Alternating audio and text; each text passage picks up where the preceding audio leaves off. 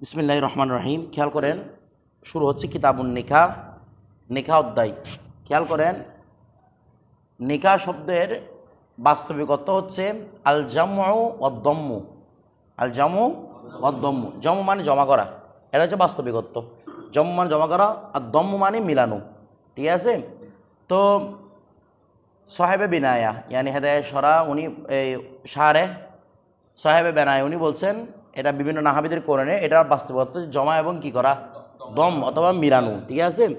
তো বলতেছে যেহেতু মিলানোর অর্থ আছে, আর মিলানোর অর্থটা পাওয়া যায় ওতির মধ্যে।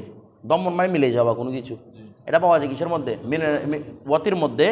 এই জন্য নেকার হাকিকত হচ্ছে ওতি করা, একদম নেকার হাকিকত। আমরা অর্থ দুই রকম পড়ছি, একটা হচ্ছে হাকিকত আর একটা হচ্ছে মাজাজ। হাকিকত অর্থ হচ্ছে কি? ওতি করা। আর মাজাজ হচ্ছে আকদ। নেকার মাজাজ কি? আকদ। ঠিক আছে? যেটাকে আমরা শুধু চুক্তি ইজাব কবুলের মাধ্যমে চুক্তি বলি, আর না হলে মূলত অর্থ হচ্ছে ওতি করা। কথাটা বুঝে গেছে? আচ্ছা, ইমাম শাফি রহমতুল্লাহর সাথে এখানে আমাদের দ্বন্দ্ব আছে। উনি বলতেছেন নেকার হাকিকত হচ্ছে আকদ। ঠিক আছে? উনি একটা দলিলও দিয়েছেন। উনি বলছে পবিত্র কোরআনে যত জায়গায় নেকা শব্দ ব্যবহৃত হয়েছে সব জায়গার মধ্যে আকদ অর্থ ব্যবহৃত হয়েছে। কথাটা শুদ্ধ নয়, এটা আমাদের সাহেবে বেনায়নি রদ করে দিয়েছেন কথাটাকে। আমাদের জহরাত নয়, এরাও বিভিন্ন হাদিস কোরআনের আয়াত এনে এটা রদ করে দিয়েছেন যে কি কোরআনের মধ্যে একাধিক জায়গার মধ্যে নেকা শব্দ অর্থ কি আছে? ওতি আছে। যেমন মনে করেন একটা কোরআন শরীফের আয়াত, ওয়ালা তানকিহু মা নাকাহা আবাকুম, বলা হচ্ছে লা তানকিহু, তোমরা বিয়ে করিও না। কি করিও না? বিয়ে করিও না। কাকে? মা নাকাহা আবাকুম, মা নাকাহা আবা উকুম, অর্থাৎ যা তোমাদের পিতা কি করেছে? যাকে তোমাদের পিতা বিবাহ করেছে। তোমাদের পিতা যাকে বিবাহ করেছে, কেন বিবাহ করেছে মানে মূলত কি? ওতি করেছে। এটা সবাই একমত এখানে, যে পিতা যার সাথে ওতি করেছে তার সাথে তোমরা কি করতে পারবে না। তো এটা ওতিটা যেভাবে হোক, হালালভাবে অতি হোক, হারামভাবে অতি হোক, সর্বাবস্থা মন তাকে বিয়ে করা কি হারাম। অন্যভাবে আরেকটা কোরআন আয়াত, যে আজ্জানি লা ইয়ানকিহু ইল্লা জানিয়াতুন, যে জানি জানিয়া ছাড়া কি করবে না। এখানে বিবাহ মানে অতি করবে না। কথাটা বুঝে গেছে? আজ্জানি লা ইয়ানকিহু, জানি অতি করবে না। এখানে সবাই একমত, এটা অর্থ লা ইয়ানকিহু মানে কি করবে না, অতি করবে না। ইল্লা জানিয়াতান, কি যারা জানিয়া আছে, জানিয়া জানিয়ার সাথে কি করবে? অতি করবে। এখানে যে মানে অর্থ যে ইয়ানকিহু মানে অতি, এ ব্যাপারে এজমা একদম। বিষয়টা বুঝে গেছে? অনুভাবে রাসূল পাক সাল্লাল্লাহু আলাইহি ওয়াসাল্লামের হাদিস শরীফ, লানাল্লাহু নাকিহাল বাহিমা, যারা বাহিমার সাথে কি করে? জেনা করে, অতি করে। এখানে নাকে মানে কিন্তু কি? অতি করা। অনুভাবে নাকে হল ইয়াদি মালউন, যারা হস্তমৈথুন করে তারা কি? অভিশপ্ত। তারা নাকে ইয়াদি মানে কি? নাকদ। হাতের সাথে আবার আকদ কিভাবে করবেন? বাহিমার সাথে আকদ কিভাবে করবেন? তার মানে এখানে অর্থ কি? অতি। তার মানে এক কথা হচ্ছে নেকার হাকিকত অর্থ হচ্ছে কি করা? অতি করা। ঠিক আছে? আচ্ছা, আর আকদরা হচ্ছে কি অর্থ? মাজাজি অর্থ। আচ্ছা, এখানে দেখেন, এখানে আমরা প্রথমে শুরু করবো কিতাবুন নেকার মধ্যে মাজাজ অর্থ দিয়ে। মাজাজ অর্থ মানে কি করা? এখানে আমাদের শুধু আকদরাই উদ্দেশ্য। ঠিক আছে? আকদের পরে অটোমেটিক ওদিটা হালাল হয়ে যাবে। দেখেন কি বলতেছে, আন নিকাহু ইয়ান আকিদু বিল ইজাবি ওয়াল কবুলি। বলা হচ্ছে কি নেকা ইয়ান আকিদু, এটা কি হবে? সংগঠিত হবে, নেকা সম্পন্ন হবে বিল ইজাবি ওয়াল কবুলি, কিসের মাধ্যমে? ইজাব এবং কবুলের মাধ্যমে। ইজাব মানে কি? আউয়ালুল কালাম মিনাল আকিদাইন, আউয়ালুল কালাম মিনাল আকিদাইন, আকিদাইনের পক্ষ থেকে প্রথম কালামটা কি? ইজাব। তাহলে ইজাব যে কেউ করতে পারে, স্বামীও করতে পারে, স্ত্রীও করতে পারে। মানে ছেলে পক্ষ দিয়েও করা যায়, মেয়ে পক্ষ দিয়ে করে। এমন নয় যে মানে ছেলে পক্ষ ইজাব করবে, মেয়ে পক্ষ কবুল করবে, বা মেয়ে পক্ষ ইজাব করবে, করতেই হবে, ছেলে পক্ষ কবুল করতে হবে, এমনটা নয়। আউয়ালুল কালাম মিনাল আকিদাইন, দুইজনের মধ্য থেকে প্রথমেই যে কালামটা হবে, প্রস্তাবটা হবে, প্রস্তাবটাই কি হবে? ইজাব হবে, যার পক্ষ দিয়ে হোক না। আরটা হচ্ছে কি? কবুল। কথাটা বুঝে সে কবুল করা।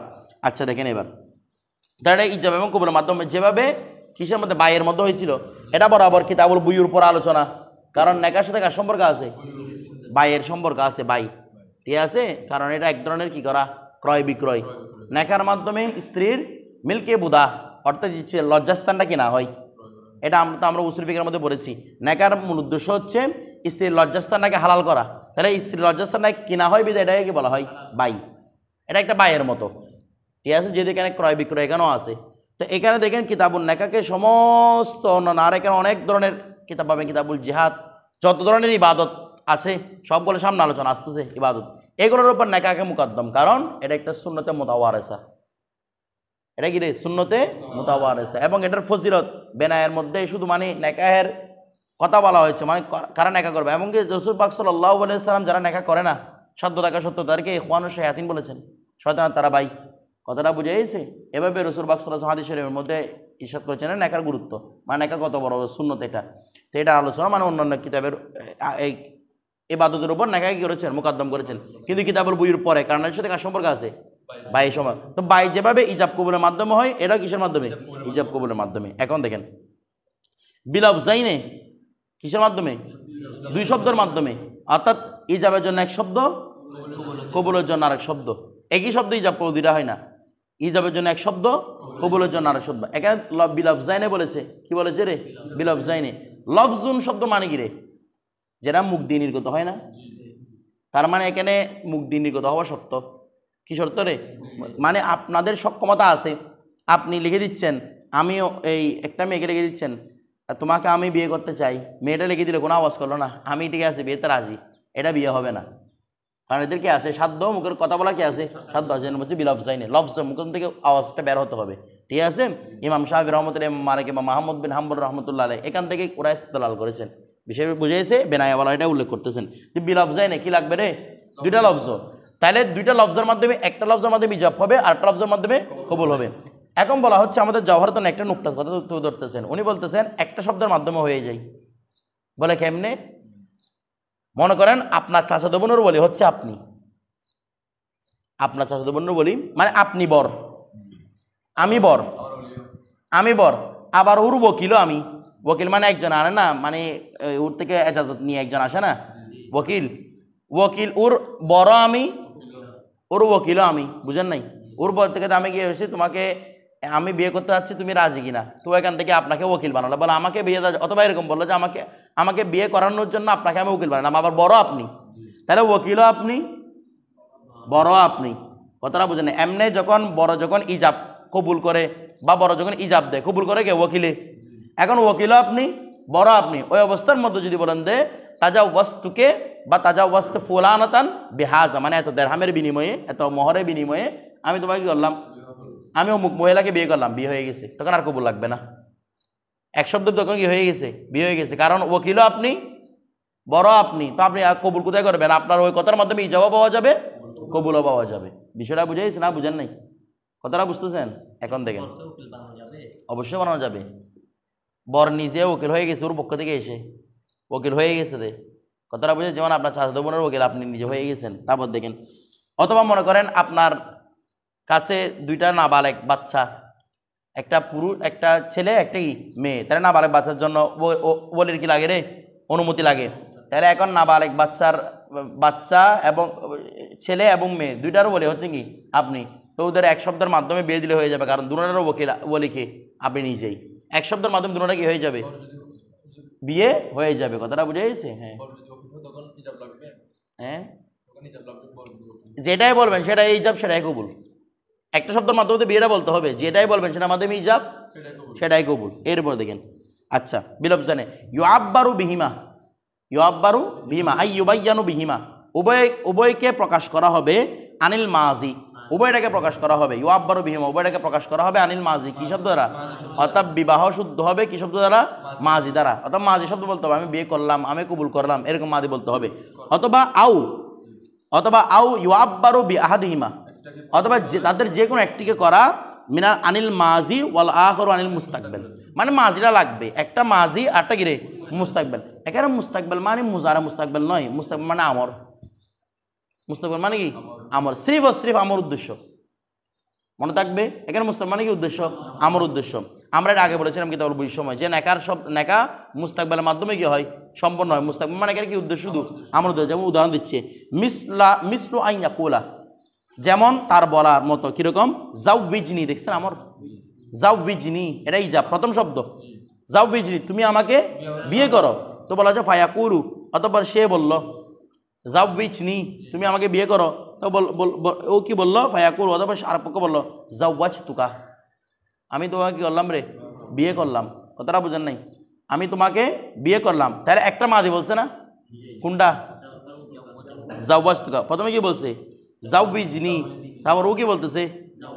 জাউওয়াজতুকা। তাহলে একটা মাজি বলছে, একটা মুস্তাকবেল। মুস্তাকবেল কোনটা? আমর, কারণ আমর বিমানা ফৌরান মুস্তাকবেল। তো আমর কাকে চাই? ফৌরান মুস্তাকবেলকে চাই, অতি নিকটবর্তী, মানে মুস্তাকবেলটা তাড়াতাড়ি হয়ে যাক। এবার কি হ্যাঁ জবিজনি করে পক্ষ থেকে জাবিজনি প্রথমে বলছে যে কোনো একজন বললে হচ্ছে, এমনি কেন কনে হবে, কারণ ফায়াকুলু বলছে মুজাক্কার, তার মানে জাবিজনি বলছে কি মেয়ে, যে তুমি আমাকে কি করো, বিয়ে করো, তো ফায়াকুলু না, এটা তো মাসদার হওয়া, এটা বলা আইয়া করে, এটা তো মাসদার হয়ে যাচ্ছে, কথাটা বুঝে গেছে? হ্যাঁ মানে এভাবে বলা, এভাবে বলা, এখানে আন তাকোলা বলতে হবে না এখানে, এবার মানে এটা হচ্ছে একটা মাসদার, ঠিক আছে? অথবা মিসলু কৌলুহু বলতে পারেন, কৌলুহা বলতে পারেন, কোনো মহিলার কোল। আর এখানে মূলত উদ্দেশ্য একটা মহাবারা উদ্দেশ্য, কথাটা বুঝে, মানে পুরুষ বলতেছে না, মহিলা বলতেছে, এটা উদ্দেশ্য না, ঠিক আছে? একজন বলছে জাওবিজনি, আর একজন বলছে কি জাওবাজতু, এটা বলা হয়ে যাচ্ছে। কারণ জাওবাজনি নির মধ্যে তো মুজাক্কার আছে, মুয়ান্নাসা আছে, কথাটা বুঝে গেছে? আবার জাওবাজতু এখানের মধ্যে মুজাক্কার আছে, মুয়ান্নাসা, আবার কার মধ্যে কা বলতে পারতেছে, কি বলতে পারতেছেন, আপনার ইখতিয়ার অনুযায়ী। বিষয়টা বুঝে গেছে? আচ্ছা, তার এখানে ইজাব কবুলের মাধ্যমে সম্পন্ন হয়ে গেছে। এরপর দেখেন, আচ্ছা তারপর ওয়ালা ইয়ান আকিদু, ওয়ালা ইয়ান আকিদু বলা হচ্ছে নেকা সম্পন্ন হবে না, ওয়ালা ইয়ান নেকাহের মুসলিমিন, মুসলমানদের নেকা কি হবে না, সম্পন্ন হবে না, ইল্লা বিহুদুরি শাহিদাইনি, কয়জন? দুজন সাক্ষীর উপস্থিতি ছাড়া, দুইজন সাক্ষীর উপস্থিতি ছাড়া নেকাটা কি হবে না, সম্পন্ন হবে না। আচ্ছা, তো দুজন সাক্ষীর উপস্থিতি ছাড়া হুররাইনে উভয়টা কি হতে হবে, স্বাধীন, দুজন হতে হবে, স্বাধীন হতে হবে, কারণ পরাধীনে কি দিতে পারে না, সাক্ষর কাবিল নয়, তারা সাক্ষ্য দিতে পারে না। এরপরে বালেগাইনে আকেলেইনে, বালেক আকেল, কারণ গয়রা বালেকের সাক্ষ্য এই জায়গায় কি নয়, মোতাবার নয়, গয়রা বালেক সাক্ষর আহাল নয়, বিষয়টা বুঝেছি, এই জন্য তারা সাক্ষ্য দিতে পারবে না। এরপর মুসলিমাইনে উভয়টা কি হতে হবে, মুসলমান, কারণ কাফেরের সাক্ষী মুসলমান হকে গ্রহণযোগ্য নয়, কাফেরের সাক্ষী মুসলমান হকে কি নয়, গ্রহণযোগ্য নয়, এই জন্য বলছে উদয়কে মুসলমান হতে হবে। আও অথবা রজুলিন ওয়া ইমরাতাইনি, অথবা একজন পুরুষ দুজন মহিলা লাগবে, এটা ইমাম সাহেবের খেলাফ। ইমাম সাহেব বলতেছে তালাক, ইতাক, নেকা এগুলোর জন্য কোনো মহিলার সাক্ষী কি হবে না, গ্রহণযোগ্য হবে না, কিন্তু আমাদের ইমাম আজম বলতেছে একজন পুরুষ দুজন মহিলা। হাদিস শরীফের প্রমাণ আছে, প্রুফ আছে, হাদিস শরীফের দ্বারা মাধ্যমে প্রমাণ করে দিয়েছেন একজন পুরুষ দুজন মহিলা কি করা যায়, সাক্ষী নেওয়া যায়, ঠিক আছে? আচ্ছা, তো এরপর বলতেছে কি আদুলান কানু আও গায়রা আদুলিন, তারা আদুল, আদেলের জমা হচ্ছে আদুল, তারা আদেল হুক বানা হুক, ওয়া এর যারা সাক্ষী দিচ্ছে এদের আদালত আপনাকে পরীক্ষা করতে হবে না যে এরা ভালো মানুষ কিনা, আসক্ত নামাজ কালাম পড়ে কিনা রেগুলার, কথাটা বুঝে নাই, এগুলা কোনো কিছু দেখতে হবে না। তো বলা হচ্ছে আউ মাহদুদিনা ফি কজবিন, অথবা এর করে সাক্ষীগুলো এমন হতে পারে যারা অলরেডি কজফের মধ্যে, কজব মানে কি রে, মিথ্যা সাক্ষ্য দেওয়ার কারণে মাহাদুত, তারা হতপ্রাপ্ত হয়েছে, মায়ের খাইয়েছে, শাস্তি আসছি, জেল খেটে টেটে এসে আপনাকে সাক্ষ্য দিচ্ছে আপনার বিয়ের, কথাটা বুঝে সাক্ষী হিসেবে হয়েছে, এগুলা কি হতে পারবে, সাক্ষী হতে পারবে। অর্থাৎ টোটাল কথা হচ্ছে এখানে যারা সাক্ষ্য দেওয়ার যোগ্য, যারা কবুল করার যোগ্য কোনো কিছু, বলেন যারা কোনো কিছু কবুল করার যোগ্য, তারা সাক্ষ্য দেওয়ার যোগ্য, কবুল করার যোগ্য, যারা কোনো কিছু কবুল করতে পারে। আচ্ছা, যে মাহদুনা ফি কজব, সে কি জিন্দিগি বিয়ে করতে পারবে না, তার মানে সে কবুল করার যোগ্য, সে সাক্ষ্য দিতে পারবে, কথাটা বুঝেছি? অনুরূপভাবে মনে করেন ফাসেক, এরা কি বিয়ে করতে পারবে না, তার মানে এখানে আদালতের কোনো প্রয়োজন নেই। হ্যাঁ, বিবাহের দুইটা মহল, বিবাহের কয়টা মহল, দুইটা মহল, একটা হচ্ছে মানে দুইটা মহল মানে বিবাহের দুইটা হুকুম, একটা হচ্ছে হুকমুল ইনেকাত আর একটা হচ্ছে হুকমুল এজহার। হুকমুল ইনেকাত, হুকমুল এজহার। হুকমুল ইনেকাত মানে শুধু ওইটাকে সম্পন্ন হওয়ার জন্য, ইনেকাত মানে কি হওয়া, সম্পন্ন হওয়া, বিবাহটা সম্পন্ন হওয়ার জন্য কোনো আদেলের কি হতে হবে না, কোনো সাক্ষীর আদেল হওয়া জরুরি নয়, কারণ এটাকে বলা হয় হুকমুল ইনেকাত, শুধু সম্পন্ন হওয়ার জন্য। কিন্তু যদি হুকমুল এজহার হয়, হুকমুল এজহার মানে মনে করেন বিয়ে হয়ে গেছে, হয়ে যাওয়ার পরে এখন মোহর নিয়ে বাকবিতণ্ডা শুরু হয়েছে, মোহর, স্বামী বলে মোহর হচ্ছে 2 লক্ষ টাকা, স্ত্রী বলে মোহর 5 লক্ষ টাকা, এখন কাজের কাছে যেতে হবে না, এটা হচ্ছে হুকমুল এজহার। এই স্থানের মধ্যে কি লাগবে, আদেল ব্যক্তি লাগবে, এখানে মাহদুদিনা ফি কজব দেবে এগুলো হবে না, কথাটা বুঝেছে? আদেল ব্যক্তির সাক্ষ্য তখন কি হবে, গ্রহণযোগ্য হবে। আর বিবাহের মধ্যে তো সাক্ষ্য দেওয়া উদ্দেশ্য হয় না, এখানে শুধুমাত্র এখানে উপস্থিত থাকা, ওদের শোনাটা উদ্দেশ্য, কথাটা বুঝেছে? ওদের বোঝানো উদ্দেশ্য, মানে ওরা যে এখানে শুনতেছে কথাটা, এই কথা শুনলে হয়ে যাচ্ছে, কথাটা বুঝেছে? এখানে ওদেরকে সাক্ষ্য কোনো কিছু দিতে হচ্ছে না, ওদের আদায়ে শাহাদত হচ্ছে না, ওরা শুধু হুজুরে শাহাদত উদ্দেশ্য। এখানে আদায়ে শাহাদত যখন করা হবে তখন কি শর্ত, আদেল হওয়া শর্ত, এখানে আদায়ে শাহাদত লাগতেছে না, শুধু কি দরকার, হুজুরে শাহাদত, হুজুরে শাহাদত শাহিদান বলছে না, শুধু হুজুরে শাহাদত, আর হুজুরে শাহাদত জানে কি লাগে না, আদেল হওয়া লাগে না, যারা শাহাদতের যোগ্য তারা থাকলে হয়, সেটা বুঝে গেছে? আচ্ছা, এরপরে না, মোহরের সময় সাক্ষী বিয়ের সময় কোনো শর্ত না তো। এই আমরা তো উসুল ফিকহের মধ্যে পড়ছিলাম, মনে করেন সাক্ষ্য দুজন, আমি একটা মেয়েকে বিয়ে করলাম, এখন করার সময় ওদের দুই জায়গায় সাক্ষী বানাইছি, আমাদের তালাক হয়ে গেলে ওদেরকে ধরে ফিরাতে পারবেন? ওদের কি দোষ? এখানে তো আদায় শাহাদাত করে নাই, কাজ কি ওদেরকে ধরতে পারবে? তোমরা দুজন সাক্ষী ছিল ওর বিয়ের মধ্যে, ধরতে পারবে? ওদের কোনো কিছু নাই, কারণ ওদের মধ্যে আদায় শাহাদাত ছিল না, শুধু কি ছিল? হুজুরের শাহাদাত, শুধু উপস্থিত ছিল। ওদের দোষ কি? ওরা তো কোনো কিছু নাই এখানে। কথাটা বুঝে? এখানে সাক্ষীর কোনো এমনি শুধু উপস্থিত থাকা, এটার কোনো এতবার নেই। কথাটা বুঝে গেছে? আচ্ছা, একটা বিষয়, এখানে সাক্ষী দিয়ে উপস্থিত থাকতে হবে, সাক্ষী শুনতে হবে না বুঝতে হবে? বুঝেন নাই? সাক্ষীর কাছে কি শুধু শুনলেই চলবে নাকি বুঝতে হবে? মানে ও শুনছে কিন্তু কিছু বুঝে না কি চলতেছে এখানে, কথাটা বুঝতেছেন? এমনি কি শুনছে, এটা কবুল হবে কিনা? ওলামাদের মধ্যে একতলাফ আছে। কেউ কেউ বলতেছে শুধু শুনলে হবে, মানে আমি শুনতে পাইছি ওরা কি করতেছে, এই জাব করছে, ও কি করছে, কবুল করছে, জানি না ওরা কি করতেছে এখানে। এমনি আমি যাবে শব্দ শুনছি, কবুলের শব্দ শুনছে, এটা হয়ে যাবে। কিন্তু আমাদের জহরত নয় বলতে সহি কল হচ্ছে ওদেরকে যে বুঝতে হবে, এটা হচ্ছে সহি কল, এদের কাছে কি করতে হবে? বুঝতে হবে। তো আমরা হানাফি মাযহাবের কোনো কিতাবের মধ্যে যদি দেখেন যে শুধু শুনলে যথেষ্ট, তার মানে বুঝতে হবে। এরপর আরেকটা কি আছে? কৌল আছে। কৌলটা হচ্ছে কি? তাদের এফহামটা জরুরি, ফাহামটা জরুরি, মানে এটা কি করতে হবে? বুঝতে হবে। আবার শুনতে হবে একই সাথে, দুজনকে একই সাথে কি করতে হবে? একই সাথে শুনতে হবে।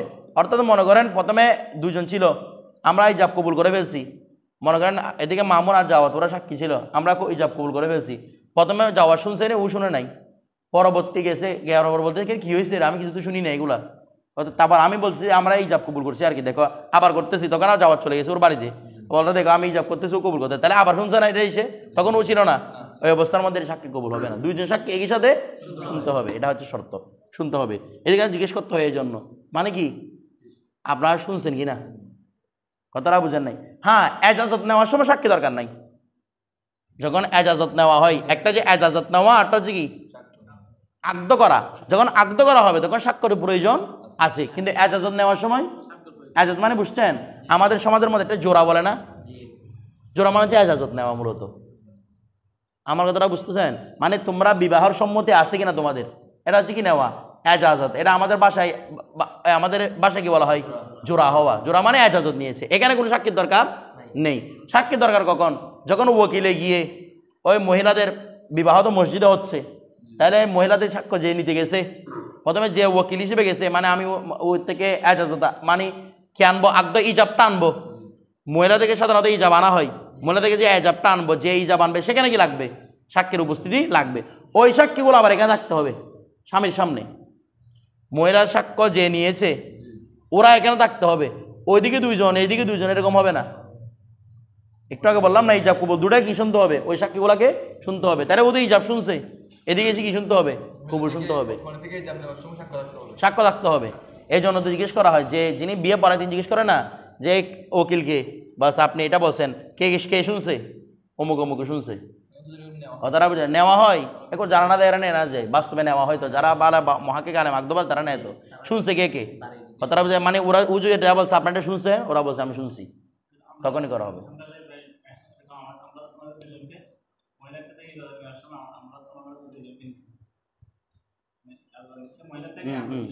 ঠিক আছে তো, আচ্ছা হয়েছে, ধরেন বেশি ভালো কাজ করে ফেলছেন। তারপর দেখেন হ্যাঁ, এখন একটা কথা ওরা একটা প্রশ্ন করতেছে, এবার নেকাহুল মুসলিমিন বলেছেন, তো মুসলমানদের মধ্যে তো নেকা চলতেছে, এবার ঘরে মুসলমান আবার নেকা হয় এটার সামনে বলতেছে। দেখেন ফাইন তাজাউওয়াজা মুসলিমুন, যদি কোনো মুসলমান কি করে? বিয়ে করে কাকে? জিম্মিয়াতান, জিম্মিকে। জিম্মি মানে এগুলো আহলে কিতাব, জিম্মি মানে কি কিতাব?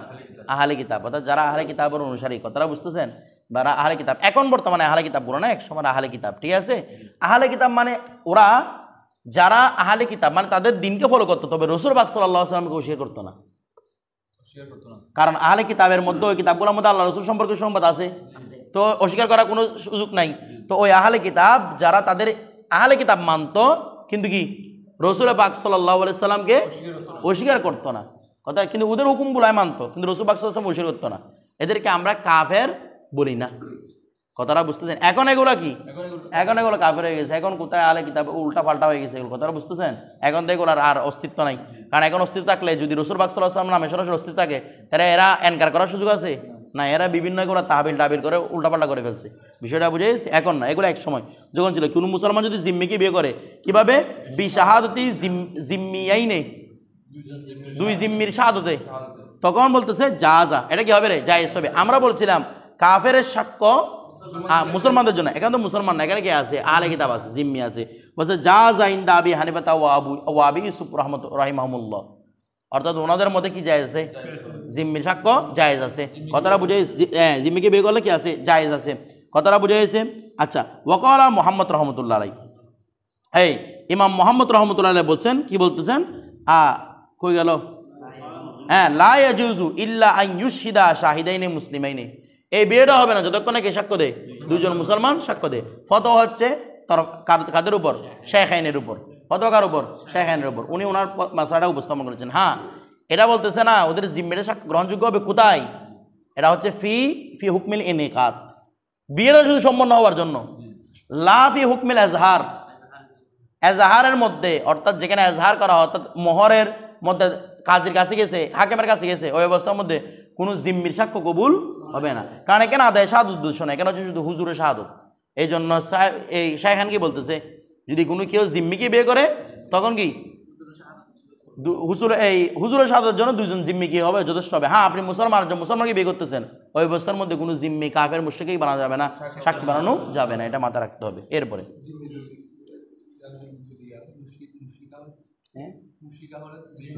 না এগুলো হবে না, ধরেন। এরপরে আল হাদিস, হ্যাঁ, তারপর দেখেন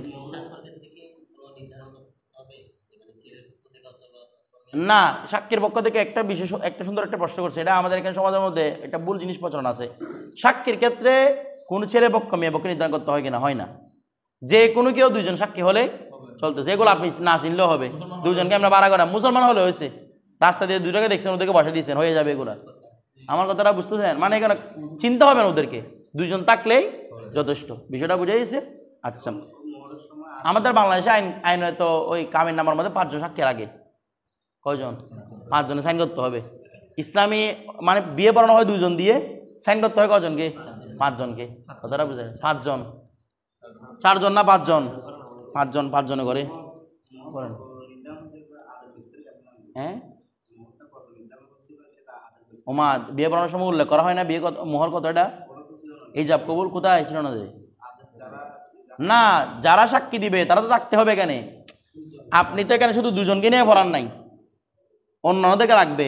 যদি মনে করেন ওই 2 জন ব্যক্তি যারা ছিল তারা গয়রা আদেল, এদিকে নিয়ে আপনি বিয়ে পড়া দিয়ে শুধু 2 জনই ছিল, কোনো রেজিস্টারও নাই, বলতেছে না, কোনো রেজিস্টার খাতার মধ্যে মোহরটা লিখিত নাই। ওই অবস্থার মধ্যে কি কায়দাটা হবে আর কি, যে আল বাইয়িনু আলাল মুদ্দাই ওয়াল ইয়ামিনু আলা মান আনকারা, এর উপর ভিত্তি করে হয়ে যাবে। এটা বিষয়টা বুঝে গেছে? এর জন্য আমাদের আগে চলে গেছিল। তারপর এখন আলোচনা শুরু হচ্ছে মুহরিমাত নিয়ে। বিয়ে তো হয়ে গেছে, এখন কাদের কাদের আপনি বিয়ে করতে পারবেন, কাদের কাদের বিয়ে করতে পারবেন না বলা হচ্ছে। বলতে দেখেন মুহরিমাতের আলোচনা। লা ইয়াহিল্লু লিররিজাল, পুরুষের জন্য কি হবে না? হালাল হবে না। এগুলো পুরুষের কথা বলতেছে, পুরুষের জন্য হালাল হবে না। আইয়াতা জাওয়াজা, সে বিবাহ করবে বি উম্মিহি, তার মায়ের সাথে, তার মায়ের সাথে বিবাহ করবে, এটা মুহরিম, ঠিক আছে? তার মাকে বিবাহ করবে, এটা কি হারাম। এখানে আমাদের জহরত নয়, একটা সূক্ষ্ম জিনিস তুলে ধরতেছে, এটা বেনায়ের মধ্যেও আছে, যে কি এখানে আইয়া তাজাওয়াজা বি উম্মিহি বলছে না, বাটা দেওয়ার কোনো দরকার ছিল না, কারণ তাজাওয়াজ শব্দটা মুতাআদ্দি বিনফসিহি, এটা মুতাআদ্দি, আমরা বা দিয়ে মুতাআদ্দি কখন করতে হয়, যেটা মুতাআদ্দি বিনফসি হয় না লাজেম, এটাকে মুতাআদ্দি করার জন্য এটা মুতাআদ্দি বিনফসি। যেমন পবিত্র কোরআনের মধ্যে আয়াত আছে কাযালিকা, এই ইয়ার মধ্যে জাওয়াজনা কাহা, জাওয়াজনা কাহা, এটা পবিত্র করা আয়াত। তাহলে জাওয়াজনা এটা ফাইল কাহা, জাওয়াজনা কাহা, তাহলে এগুলো মফুল না সরাসরি? এখানে কি বা আছে? জাওয়াজনা বিকা এরকম আছে না, জাওয়াজনা কা, আমি তোমাকে তাকে বিয়ে দিলাম। তাহলে কই এখানে তো কি হয়ে গেল? মুতাআদ্দি, এখানে অলরেডি মুতাআদ্দি বিনফসিহি, কথাটা বুঝে গেছে? তো এখন একটা বলতেছে এখানে আপত্তি করতে, তার মানে তাজাওয়ুজ শব্দের জন্য কি দরকার নাই? বা দিয়ে মুতাআদ্দি করার কোনো প্রয়োজন নেই। তার মানে এখানে কি বলতেছে? আইয়া তাজাওয়া বি উম্মিহি না বলে কি বললো সুন্দর হইতো? আইয়া তাজাওয়াজা উম্মাহু। তো এখন এখানের উপর আপত্তি হতে পারে যে পবিত্র কোরআনের মধ্যে তো আছে বা দিয়ে, যে কিরকম, যে পবিত্র কোরআনের মধ্যে বলছে কাযালিকা এই যাওয়াজনাহুম বিহুরিন ইন, বুঝতে কোন আয়াতের মধ্যে কাদালিকা যাওয়াজনাহুম, আমি আল্লাহ বলতেছেন আমি বিয়ে দিব হুম তাদেরকে বিহুরিন ইন, বা বড় বড় চক্ষু বিশিষ্ট হুরের সাথে। তাহলে হুরের সাথে কেন বা আসছে না? তো কেন বা আসছে? বলা হয় এখানে যাওয়াজ না মানে বিবাহ নয়, কারণ জান্নাতের মধ্যে বিয়ে হবে না। এখানে যাওয়াজ মানে হচ্ছে শুধু মিলিত করে দেওয়া, ওদেরকে মিলিত করে দিবেন আল্লাহ। এখানে তার আগদ নাই, এখানে ইজাব কবুল আছে, আগদ নাই এখানে, এখানে শুধু কি করে দিবে, মিলিয়ে দিবে। তো এই জন্য বা আসছে এখানে, কিন্তু এখানে তাজাবুজ কি শুধু মিলিয়ে দেওয়া, এখানে আক্ত, এই জন্য এটা কি লাগে না, বা দ্বারা মোতাদ্দি করতে হয় না। এরপর দেখেন তাহলে আইয়াতা যাওয়াজা, সে বিয়ে করবে উম্মাহু, কাকে? তার মাকে বিয়ে করবে, এটা তার জন্য কি রে হারাম, শুদ্ধ নয়, এই শুদ্ধ নয়, এটা হারাম। ওয়ালা বিজাদ্দাতিহি, তার দাদিকে, দাদি নানি, ঠিক আছে। এই জন্য বলতেছে মিন কিবালের রিজাল ওয়ান নিসা, মানে দাদি হোক নানি হোক, কিবালের রিজাল হলে দাদি, আল কিবালের নিসা হলে নানি, এদেরকে কি করা যাবে না, বিয়ে করা যাবে না। আচ্ছা, তারপর বলতেছে কি ওয়ালা, এটা তো সরাসরি হারাম, কোরআনের মধ্যে সরাসরি স্পষ্ট না আছে এগুলো হারাম। তারপর বলতেছে ওয়ালা বিবিনতিহি, তার মেয়েকে বিয়ে করা যাবে না। ওয়ালা বিবিনতি ওয়ালাদিহি, তার ছেলের মেয়েকে, ইয়ানি তার নাতনি, তার নাতনিকে বিয়ে করা যাবে না। ওয়াইন সাফিলাত, ওয়াইন সাফালাত, ওয়াইন সাফুলাত, তিনটা শুদ্ধ। সামিয়া, নাসর, কারোমা, তিনটা বাপ থেকে হয়, অর্থ কীরকম, মানে ওয়াইন সাফালাতে পড়তে পারেন, ওয়াইন সাফিলাতে পড়তে পারেন, ওয়াইন সাফুলাতে পড়তে পারেন, কতটা বুঝেছি, তিনটা বাপ থেকে আসে। তাহলে ওয়াইন সাফুলাত এভাবে যত নিচে, নাতনি নাতনির মেয়ে যত নিচে নামে সবগুলো কি হারাম। ওয়ালা বিউখতিহি, তার বোন কি করা যাবে না, বিয়ে করা যাবে না। আচ্ছা, বোন যেভাবে হোক না কেন, এটা বোন রদাতের মাধ্যমে হোক, দুধ বোন হোক, বা যে কোনোভাবে বোন হোক না কেন, কথাটা বুঝেছে, বোন কি করা যাবে না, বিয়ে করা যাবে না। কোনোভাবে আপনার এই বোন, অথবা মনে করেন আপনার বাবা আরেক দিকে বিয়ে করছে, এখানের একটা বোন আছে, বৈমাত্রিক বোন, বৈপিত্তিক বোন, বৈমাত্রিক বোন, এগুলো কি করা যাবে না, বিয়ে করা যাবে না। আচ্ছা, ওয়ালা বিবানাতি উখতিহি, তার বাগিনীকে অর্থাৎ বোনের মেয়ে কি করা যাবে না, বিয়ে করা যাবে না। ওয়ালা বিআম্মাতিহি, তার ফুফি কি করা যাবে না, বিয়ে করা যাবে না। ওয়ালা বিখালাতিহি, তার খালাকে। এগুলাকে কেন বিয়ে করা যায় না? কারণ এগুলাকে বিয়ে করার জন্য সরাসরি নস আছে না, এ বলতে এগুলা বিয়ে করলে একজন আরেকজনের মধ্যে ইস্তেগফাফ চলে আসবে, কি চলে আসবে রে, ইস্তেগফাফ। অর্থাৎ এগুলা এত বেশি করিবে নি করার আত্মীয়, এগুলো যদি বিয়ে করা হয় একজন আরেকজন হক কখনো দিবে না, কথাটা বুঝতেছেন। ফুফিকে যদি কেউ বিয়ে করে, এটা তো সবসময় আপনাকে কুলে পিঠে করে মানুষ করছে, বা আপনার পর হয়েছে আর কি, কথাটা বুঝতেছেন। এমন করিব যে এরা করিব হওয়ার কারণে এরা একজন হক আরেকজনকে আদায় করবে না, এদের মধ্যে ইস্তেগফাফ তৈরি হবে, ফেরা আসার কারণে, একসাথে শোয়ার কারণে কি তৈরি হবে, ইস্তেগফাফ তৈরি হবে। তো ইস্তেগফাফ থেকে রাসূল পাক সাল্লাল্লাহু আলাইহি ওয়াসাল্লাম নিষেধ করেছেন, কথাটা একজন আরেকজন হক দিতে চাইবে না, বিষয়টা বুঝেছে। এই জন্য কি নিষেধ করার কারণে এদেরকে বিয়ে করা কি হারাম হয়ে গেছে। এরপরে ওয়ালা বিবানাতি আখিহি, তার মানে কি বাতিজি, ভাইয়ের মেয়ে কি করা যাবে না, বিয়ে করা যাবে না। ওয়ালা বি উম্মি ইমরাতিহি, তার স্ত্রীর মায়ের সাথে, ইয়ানি শাশুড়ি, শাশুড়িকে বিয়ে করা যাবে না। কোন শাশুড়ি রে? আল্লাতি দাখলা বি ইবনাতিহা, যার মেয়ের সাথে আপনি কি করেছেন, দুখুল করেছেন। এই বলা হচ্ছে কি দেখেন, আল্লাতি বি ইবনাতিহা, যার মেয়ের সাথে, মানে যে মায়ের মেয়ের সাথে, অর্থাৎ যে শাশুড়ির মেয়ের সাথে দাখলা, সে কি করেছে রে, দুখুল করেছে। আউলামিয়া দুখুল, অথবা দুখুল করেনি, অর্থাৎ আপনি আপনার স্ত্রীকে বিয়ে করার সাথে সাথে দুখুল করেন আর না করেন, আপনার শাশুড়ি আপনার জন্য কি হয়ে গেছে, আরাম হয়ে গেছে। কথাটা বোঝা যায়? এটা কোরআনের মধ্যে আছে, এটা হাদিস শরীফের মধ্যে আছে। এখানে রাসূল পাক হাদিস শরীফের মধ্যে দুগুলটা করেন নাই, শর্ত করেন নাই, যে বলছে দুগুল হোক না হোক, আগদের মাধ্যমে শুধু আপনার শাশুড়ি আপনার জন্য কি হয়ে গেল, হারাম হয়ে গেল। বিষয়টা বুঝে গেছেন? হ্যাঁ, ইস্তেহবাব হারাম, মানে আগদ করলে ইস্তেহবাব হয়ে মোহরি আপনার জন্য মোহরিম হয়ে গেছে, এটাকে আর বিয়ে করতে পারবেন না। এরপর আচ্ছা, তাহলে গেল, তারা বলতেছি কি ওয়ালা বি ইবনাতি ইমরাতিহি, তার স্ত্রীর মেয়েকে বিয়ে করতে পারবে না। এই অন্য দেখো না, তার স্ত্রীর মেয়েকে বিয়ে করতে পারবে না। আল্লাতি দাখালা বিহা, যে স্ত্রীর সাথে কি করেছে, দুহুল করেছে। অর্থাৎ আপনি আপনার স্ত্রীর সাথে দুহুল করেছেন, দুহুল করার পরে এর আগে যা কেন দুহুল শর্ত করে দিয়েছে, আগের ঘরের মেয়েগুলো আপনার জন্য কি হয়ে গেল, হারাম হয়ে গেল। ওই আপনার স্ত্রী আগের ঘরে মেয়ে আছে, এটা হারাম, কিন্তু দুহুল করার আগে শুধু আগদের মাধ্যমে কি হবে না, হারাম হবে না। আমার কথাটা বুঝতেছেন? মনে করেন আপনি শুধু আপনার স্ত্রীকে আগদ করেছেন, এখন আগ্ধ করার পরে দেখতেছেন যে ওর মেয়েটা আরো বেশি সুন্দর, কথাটা বুঝতেছেন? বলছে তোর মা কি করতাম আমি, যেখানে মেয়ে সুন্দর, কথাটা বুঝতেছেন? তালাক দিয়ে দিয়েছে, ওকে কি করে ফেলতে পারবে? বিয়ে করে ফেলতে। হ্যাঁ, এটাকেও আগদের মধ্যে এটাকেও আগদের মধ্যে এরকম রাখতে পারবে না একসাথে, এটা সামনে আসবে, একসাথে আর আগদের মধ্যে রাখতে পারবে না। এটাকে তালাক দিয়ে এটাকে করতে পারবেন, বিয়ে করতে পারবেন। কিন্তু ওর সাথে যদি দুকুল হয়ে যায় আর বিয়ে করা যাবে না, কথাটা বুঝতেছেন? আমরা একটু আগে কি বলছিলাম, বৈপেত্তিক বোন বৈমাত্রিক বোন সবার মধ্যে বিয়ে করা কি আরাম হয়েছে, তো ওর বৈমাত্রিক বোন হবে আর কি, এটা যাবে না। ধরেন এরপর দেখেন বৈমাত্রিক বোন বৈপেত্তিক বোন এগুলো কি করা যায় না, বিয়ে করা যায় না, ঠিক আছে? এখানে বলছে না, এখানে তো এখানে ওই যেগুলা আগের থেকে মানে আগের ঘরের মেয়ে থাকে এগুলোকে বলা হয় রবিবাহ। কি বলা হয় রে? রবিবাহ। এই রবিবাহকে বিয়ে করা কি হারাম। আমার জওহরাত নায়ের মধ্যে এটা পেয়ে যাবে, রবিবাহকে বিয়ে করা হারাম। তো বলা হচ্ছে সাওয়াউন কানাত, ওই বাচ্চারা থাকুক ফি হিজরিহি, স্বামীর কুলে, বাচ্চারা স্বামীর কুলে হুক, আও ফি হিজরি গয়রিহি, অথবা অন্যের কুলে হুক।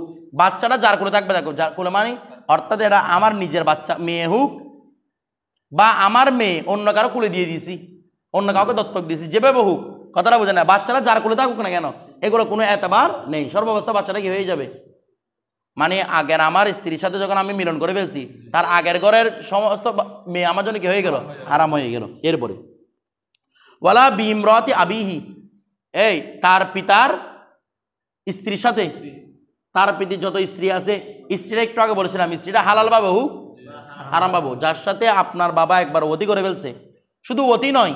আচ্ছা, কেন দুহুল মানে কি উদ্দেশ্য? এর আগে বলছিল না যে আপনি স্ত্রীর সাথে দুহুল করা, দুহুল মানে কি? দুহুল মানে দুহুল কায়েম মকাম বিদ্দুহুল, উভয় উদ্দেশ্য। দুহুল কায়েম কায়েম মকাম বিদ্দুহুল মানে লজ্জাস্থানের দিকে শাওয়াতের সাথে তাকাইছেন, অর্থাৎ আপনার স্ত্রীর সাথে আপনি যে মহিলার সাথে কে বিয়ে করতেছেন তার আগের ঘরে মেয়ে আছে, এখন আপনি অতি করে নাড়িয়ে আছে, তবে উল লজ্জাস্থানের দিকে শাওয়াতের সাথে তাকাইছেন, অথবা তাকে শাওয়াত নিয়ে স্পর্শ করছেন, আপনি গায়ে হোক যেখানে হবে হোক শাওয়াত নিয়ে কি করছেন, স্পর্শ করছেন। ওই অবস্থার মধ্যে আপনি ওই মহিলা ওই বাচ্চার এর আগের ঘরের মহিলা সকলে আপনার জন্য কি হয়ে গেল, আরাম হয়ে গেল। কথাটা বুঝে গেছে? সেখানে বলতেছে বাবার স্ত্রী আপনার জন্য কি হারাম, তাহলে বাবার স্ত্রী মানে সরাসরি অতি করার মাধ্যমে স্ত্রী হোক, অথবা মনে করেন তার সাথে তার লজ্জাস্থানের দিকে আপনার বাবা শাওয়াত সঙ্গে তাকাইছে, কিংবা মনে করেন শাওয়াত নিয়ে ওই মহিলাকে স্পর্শ করছে, আপনার জন্য সারাদিন কি হয়ে গেল, আরাম হয়ে গেল। এটা হচ্ছে দেখি যারা চুরি করে বিয়ে করে তাদের জন্য সমস্যা। কথাটা বুঝেন নাই? আপনি কিভাবে জানবেন আপনার বাবা কোন মহিলাকে শাওয়াত নিয়ে স্পর্শ করছে কোন দিন? কথাটা বুঝেন নাই? বিয়ে হয় নাই, শাওয়াত নিয়ে হয়তো কি করছে, স্পর্শ করছে একটা মহিলাকে, তাহলে ওর বাচ্চাগুলো আপনার জন্য কি হয়ে গেল, আরাম হয়ে গেল। এই জন্য এলান করে বিয়ে করাটা সুন্নত। কথাটা বুঝতেছেন? এলান করে দেওয়া চারিদিকে, বালেগা হতে হবে, শাওয়াত আসতে হবে না। এটা দেখেন এরপরে এই খেয়াল করেন ওয়ালা বিমরতি আবিহি, তাহলে পিতার স্ত্রী, স্ত্রী মানে কি বুঝছেন? এটা হালাল বাবা হোক হারাম বাবা হোক, যে কোনো ভাবে যদি স্ত্রী সাবেত হয়ে যায় তা বিয়ে করা হারাম।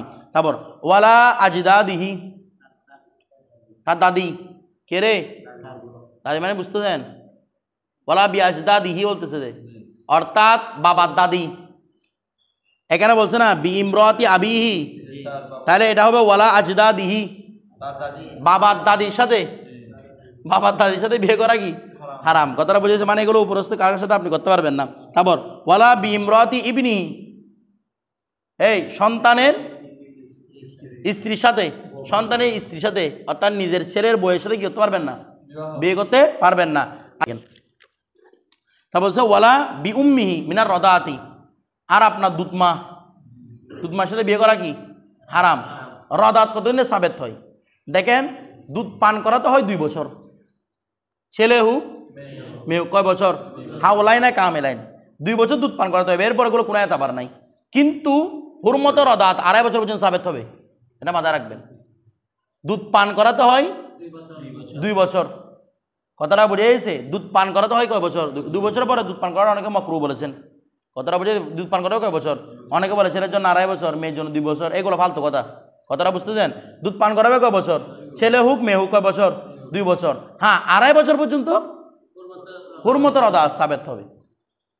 কয় বছর পর্যন্ত? 2.5 বছর পর্যন্ত। এইগুলো কোরআন আয়াত দ্বারা প্রমাণ করছে ইমাম আজম। মানে 2.5 বছর পর্যন্ত যদি পান করে কি সাবেত হবে? হুরমত রদাত সাবেত হবে। বলছে কি বিউম্মিহি মিনার রদাতি, তাহলে ওই দুধ মায়ের সাথে কি বিয়ে করা কি হারাম। তারপর ওয়ালা বিউখতিহি মিনার রদাত, আর দুধ বোনের সাথে কি বিবাহ করা হারাম। আমার কথাটা বুঝতে চান না, দুধ বোনের সাথে বিয়ে করা কি হারাম, যেহেতু সে দুধ বোনে। কতটুকু না, একটু ঢুকলে এটা আমরা এত বলছিলাম না উসুল ফিকার মধ্যে, উনি না 1 মাসা 2 মাসা 1 এমলাজা 2 এমলাজা ইমাম শাফি রহমতুল্লাহ পার্থক্য করেছেন, আমরা তো কোনো পার্থক্য করি নাই। একটু পান করলে কি দুধ মা সাবেত হয়ে যাবে। এরপরে দুধ বোনের সাথে বিয়ে করা যাবে না। তারপর ওয়ালা ইয়াজমাউ বাইনা উখতাইনি, দুই এখন বলতেছে যে কাদের কাদের আপনি একসাথে করতে পারবেন না, একসাথে রাখতে পারবেন না। এই মোহরে মাস চলে গেল, মোহরে মাস শেষ, কথাটা বুঝেছে। এখন হচ্ছে কাদের কাদের একসাথে রাখা যাবে না। এখন বলতে ওয়ালা ইয়াজমাউ বাইনা উখতাইনি, বলা হচ্ছে দুই বোনকে রাখতে যাবে না বিনিকাহিন। একা শুধু নেকা বলছে রে, মানে কিনো ওতি বলে নাই, নেকার মধ্যেও দুজনকে একসাথে আপনি রাখতে পারবেন, মানে দুইটাকে একসাথে আপনি বিয়ে করতে পারবেন না। তারপর ওয়ালা বিমালাকি ইয়ামিনিন, আর আপনার দাসী, মালাকে ইয়ামিন মানে দাসী, ডান হাতে যা আছে আর কি, তো মালাকে ইয়ামিনিন আপনার দাসীকে আপনি একসাথে রাখতে পারবেন না। ওয়াত আন কি হিসেবে, ওদি করা হিসেবে, অর্থাৎ এমনি দুই বোনের আপনি মালিক হতে পারবেন, কিন্তু এদেরকে দুজনের সাথে ওদি করবেন এরকম মালিক আপনি হতে পারবেন না। কথাটা বুঝাইছে? বুঝান নাই, মানে আমি দুই বোনকে আমি দাসী হিসেবে রাখলাম, দুই বোনের সাথে ওদি করবো, এটাও যাইছে নাই। দুনো বোন দাসী হিসেবে আসছে আর কি, আপনার দুই বোনকে দাসী হিসেবে কিনছেন আপনি, দুনো বোনের সাথে আপনি কি করতে পারবেন না, ওদি করতে পারবেন না। একজনকে আজাদ করতে হবে, আরেকজনের সাথে ওদি করতে হবে না, হয়তো একজনকে ওদি করবেন, আরেকজনকে এমনি রাখবেন, ওদি করা যাবে না। কথাটা বুঝাইছে? আর যদি বিয়ে করেন তাহলে দুই বোনকে ওতি তো দূরের কথা, আপনি আগদই করতে পারবেন না দুই বোনকে। একজনকে বিয়ে করে আপনার সাথে আপনার জন্য কি হয়ে গেল, মহরিমা হয়ে গেল, হারাম হয়ে গেল আপনার জন্য, তাহলে বিয়ে করতে পারবেন না। কথাটা বুঝাইছে? তবে শালীর মোহরেমা মানে কিরকম, মোহরেমা যে ওকে নিয়ে এনে মার্কেটে ঘুরতে পারবেন যে এরকম না। মোহরেমা মানে হচ্ছে বিয়ের জন্য, পর্দা তো হার মে জরুরি, শাশুড়িও পর্দা করতে হবে না, শাশুড়িও তো মোহরেমা, শাশুড়ি বিয়ে করা আমাদের সারা জিন্দিগি হারাম হয়ে গেল। কিন্তু এই সাথে কি করতে হবে, পর্দা করতে হবে, কারণ হুরমতে মুসারাত সাবেত হয়ে যাওয়ার সম্ভাবনা আছে কিনা, সামনে আসবে হুরমতে মুসারাতের বিধান। কথাটা বুঝে গেছে? এই জন্য শাশুড়ির সাথে কি লাগবে, পর্দা লাগবে, বিষয়টা বুঝে গেছে। তারপর মনে হয় কার সাথে, শালীর সাথে ওদেরকে পর্দা করতে হবে। এরপরে হ্যাঁ দুজন দাসী মানে বোন, আপন বোন। এখানে বোন বলতে কিরকম বোন, আপন বোন হোক, রদাতের বোন হোক, যে কোনো বোন, মানে যেগুলোর মধ্যে আপনার সাবেত হয় আর কি, ঠিক আছে, রদাতের বোন যে কোনো বোন। একজনকে আজাদ করে বিয়ে করছে মানে আমাদের কথা হচ্ছে যে দুইজন বোনকে একসাথে রাখা যাবে না। যদি বিয়ে করে ফেলে তাহলে তো একজনকে এমন রাখতে পারতেছে না।